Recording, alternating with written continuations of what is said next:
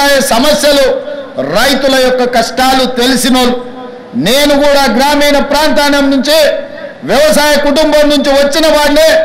రైతు యొక్క కష్టాలు నాకు తెలుసు. అందుకే 18,000 కోట్ల రూపాయలు కడుపు కట్టుకొని నిధులు సేకరించి 18,000 కోట్ల రూపాయలు ఈనాడు రైతుల ఖాతాలో వేసి రైతన్నల కళ్ళల్లో ఆనందం చూస్తున్నాం.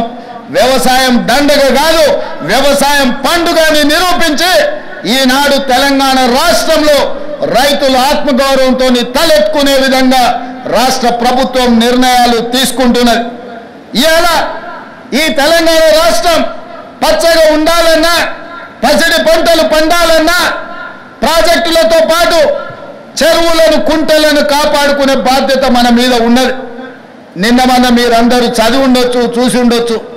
రేవంత్ రెడ్డి గారికి ఏమొచ్చిందయ్యా, హైడ్రా పేరు మీద మీ చెరువుల్లో విలాసవంతమైన విల్లాలు కట్టుకుంటే ఆయన నేల గూలుస్తున్నాడు అని. నేను ఒక్క మాట అడగదలుచుకునే వేదిక మీద నుంచి తెలంగాణ ప్రజల్ని, ముఖ్యంగా హైదరాబాద్ నగర వాసులని, 1908లో ఈ మహానగరం మీద వరదలు ఉప్పెనై కమ్మేస్తే వేలాది మంది ప్రాణాలు కోల్పోతే ఆనాటి నిజాం సర్కార్ మోక్షగుండం విశ్వేశ్వరయ్యను ఆర్కిటెక్ట్గా నియమించి 100 కోట్ల రూపాయల నాడు ఖర్చు పెట్టి ఉస్మాన్ సాగర్, హిమాయత్ సాగర్ను నిర్మించిండ్రు. అనంతగిరి కొండల నుంచి వచ్చే వరదల్ని నిలువరించిన నీళ్లను ఈ మహానగరానికి తాగునీటి వసతులుగా ఏర్పాటు చేసింది. ఒకనాడు ఎక్కడి నుంచి హైదరాబాద్ నగరానికి తాగునీళ్ళు వచ్చేది కాదు. ఉస్మాన్ సాగర్, హిమాయత్ సాగర్ నుంచే లక్షలాది మంది హైదరాబాద్ బిడ్డలకు తాగడానికి నీళ్ళు ఇచ్చారు.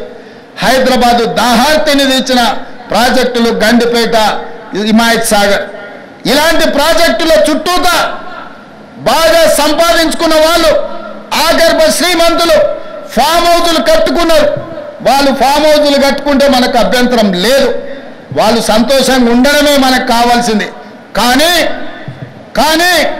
ఆ ఫామ్ హౌజులలో ఉన్న డ్రైనేజ్ కనెక్షన్ లేదు. వాళ్ళ డ్రైనేజ్ తీసుకొచ్చి గండిపేట నీళ్ళలో కలిపిండ్రు.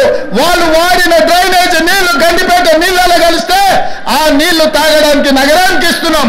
నేను అడుగుతున్న మిత్రులారా, ఇవాళ మీరు చెప్పండి, ఎవరో బలిసినోడు కట్టుకున్న ఫామ్ హౌస్ డ్రైనేజ్ నీళ్లు గండిపేట తాగు నీళ్ళలో కలుస్తుంటే ఆ నీళ్ళని నగర ప్రజలకు తాగడానికి ఇస్తే ముఖ్యమంత్రిగా నేను వైఫల్యం చెందినట్టు కాదా? ఒక్కసారి ఆలోచన చెయ్యండి.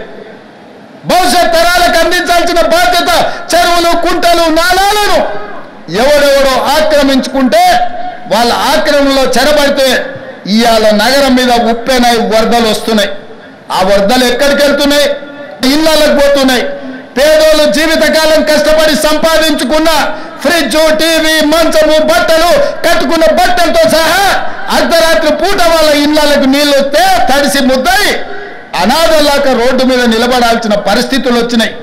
మున్నేరు వాగు పక్కన ఖమ్మంలో అయినా, వరంగల్ జిల్లాలో అయినా, హైదరాబాద్ నగరంలో అయినా, కృష్ణానది ఒడ్డున మునిగే ప్రాంతాలైనా దుర్మార్గులు ఆక్రమించుకున్న చెరువుల వల్లనే ఇవాళ